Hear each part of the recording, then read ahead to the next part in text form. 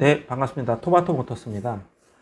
자, 오늘 소개해드릴 차량은 그랜저 TG 2.7 가솔린 모델입니다. 차량 증상은 다기통 실화, 임의의 실린더 실화로 입고를 했고요. 차주분께서 유튜브 보시고 저희 업소에서 조금 먼 곳에 사시는데 전화 연락 후 입고하게 됐습니다.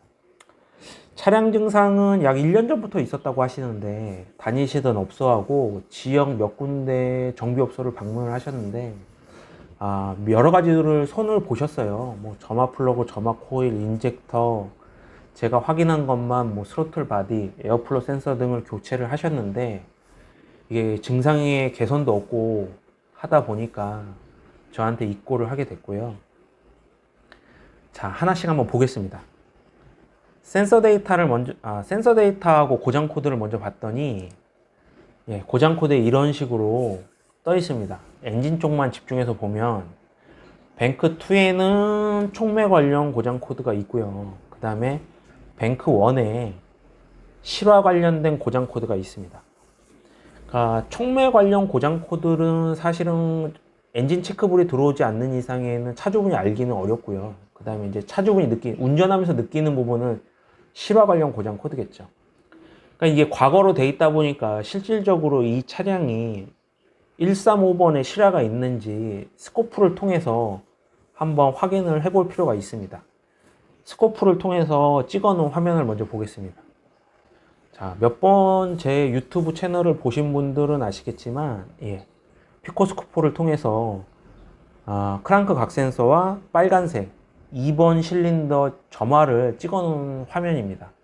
자, 이 상태에서 몇 번 실린더가 정확하게 실화를 하고 있는지 봤더니 자, 확대를 한번 해보겠습니다.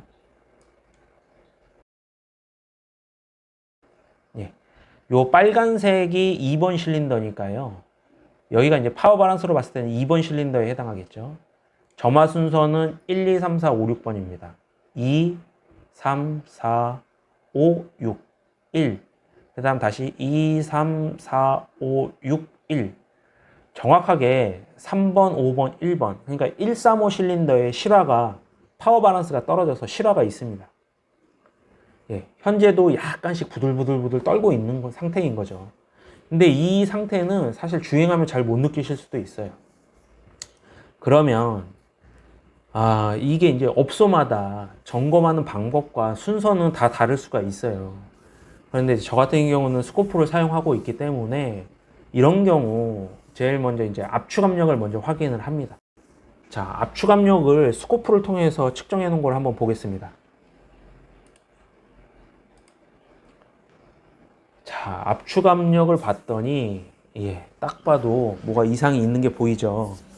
자, 초록색은 뭐 정상적이라고 보시면 되고 노란색은 문제가 있다고 보시면 되는데 뭐 현장에서 우리가 이거를 퐁당퐁당이라고 하는데 정상, 비정상, 정상, 비정상 이런 식으로 퐁당 이런 식으로 표현을 합니다.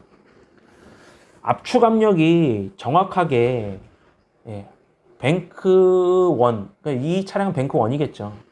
뱅크 1에 압축 압력이 약간씩 떨어지고 있습니다. 그러면 이게 엔진의 특성상 이런 경우는 어떤 경우냐면 보통 직렬형 엔진, 보통 4기통이나 직렬 6기통 엔진이 아닌 V6 엔진에서 이런 경향이 있는데요. 한쪽 뱅크에 타이밍 인치가 안 맞으면 이런 식으로 압축이 약간씩 떨어지는 경향이 있습니다. 이거는 우리가 이제 스코프를 통해서 압축 압력을 측정을 한 거기 때문에 그러면 정말 타이밍 인치가 안 맞는지 육안으로 뜯어서 확인할 필요가 이제 생기는 겁니다. 타이밍을. 자, 타이밍 커버를 제거를 하고 타이밍 인치를 확인을 해 보겠습니다. 이 빨간색 마킹이 있는 게 정확하게 맞는 거고요. 이 부분은 이제 뱅크 2겠죠. 부조가 없는. 그러면 문제가 있는 뱅크 1을 보겠습니다. 사진이 약간 삐딱하게 나오기는 했는데 이 빨간색 마킹과 이 빨간색 마킹이 정확하게 일치하지 않습니다. 이게 정확하게 일치를 하려면 얘가 열로 와야 됩니다. 이 부분으로. 한 코가 정확하게 틀어진 거예요. 뱅크 1 쪽이. 그러면 이 차량이 왜 뱅크 1이 한 코가 틀어졌을까? 뭐 여러 가지 이유가 있을 수 있지만 벨트의 노후화로 장력이 느슨해졌을 수도 있고요. 벨트 장력을 조절해주는 텐셔너의 불량일 수도 있습니다. 그러니까 해당 차량의 부조의 원인은 타이밍이 안 맞아서 부조를 했던 건데, 뭐 나머지 부분들을 먼저 수리를 하다 보니까 이런 식으로 이제 정비를 하게 된 거고, 정확한 거는 타이밍 쪽을 소문을 보시면 돼요. 그러면 타이밍을 손 봤을 때는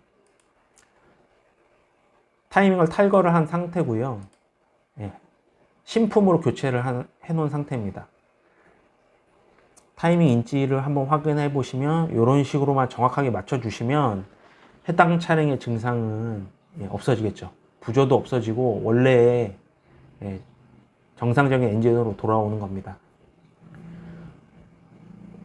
이게 이제 사실은 압축 압력만 제대로 됐으면 그렇게 어렵지 않은데, 정비업소에서 스코프를 사용하시는 업소가 그렇게 많지 않다 보니까 이 6기통에 대한 압축 압력을 재려면 6개를 다 재갖고 수치화를 해야 되기 때문에 그게 어렵다 보니까 자꾸 이제 쉬운 거부터 작업을 해서 이런 식으로 뭐 조금 안타까운 현실이죠.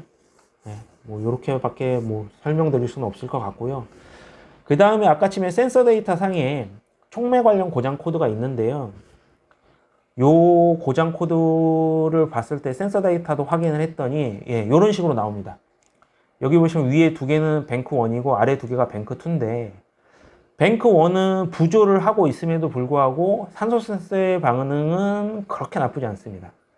그런데 이제 뱅크 2 쪽에 문제가 있다 보니까 고장 코드를 띄우는 거고, 이 차량은 촉매를 교환을 하면 됩니다. 촉매하고 산소 센서 뱅크 2에. 자, 이런 식으로 제조조품으로 교환을 하는데, 제조조품도 여러 가지가 있어요. 그 중에서 웬만하면 촉매 같은 경우 환경부 인증을 받은 제품을 사용하시는 게 좋고요. 자, 이 제품으로 교환했을 때 산소 센서 파형을 보면 정상적으로 잘 나오고 있습니다. 그러니까 해당 차량의 부조는 압축압력, 뱅크 1의 타이밍이 안 맞다 보니까 압축압력 저하로 인한 부조가 있었고, 그 다음에 부조는 아니지만 뱅크 2에 산소 센서 불량으로, 산소 센서가 아닌 촉매 불량에 의한 촉매 효율 저하 관련된 고장 코드가 있었던 거죠. 그러니까 해당 부품들 다 교체를 하고 이상 없이 출고를 했습니다. 자, 다음에도 더 좋은 내용으로 찾아뵙겠습니다. 고맙습니다.